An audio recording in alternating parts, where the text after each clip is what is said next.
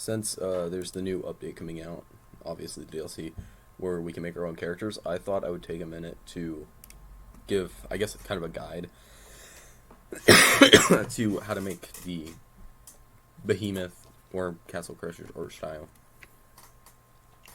Now, it's not that, it kind of sounds scary, but don't ever be afraid to use references. A lot of these, I just take a character and add on to it, which really helps. That's why the weapons are specific ways, because it's just a lot easier. But right off the bat, outlines.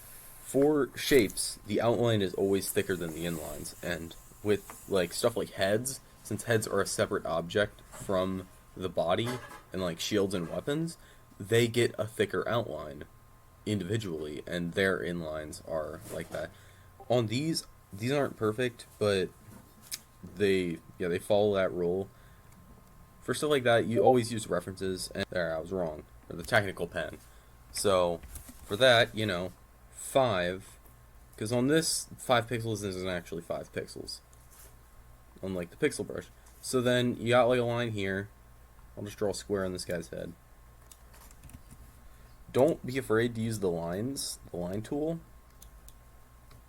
because the line tool still, because this is not our final shape. So when we get the square, squarey, square, then you get the brush again. No, wrong tool. You get the brush again, and then you just kind of draw an outline on the outline. Make sure you get the outside and the inside in order to get the shape right. Obviously, for an inline, it would be a lot thinner than an outline, but yeah. It's also, general tip, each individual line, make it a separate stroke so you can undo lines you don't like and you don't make a continuous shape. But, yeah, something like that fits the style. I kind of messed up on that, but you get what I mean. Also, don't forget things like these little eyebrow thingies and shading and stuff like that, like this top hat here. But other than that, that's kind of the basics.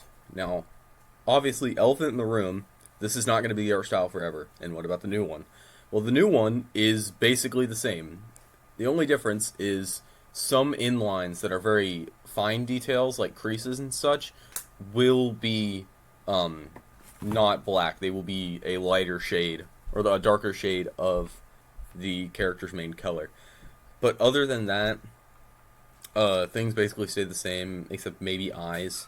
But yeah, so this video is kind of different. It's just a quick guide on how to do the art style, since that's up and coming. So maybe I'll make another tutorial if you guys need that.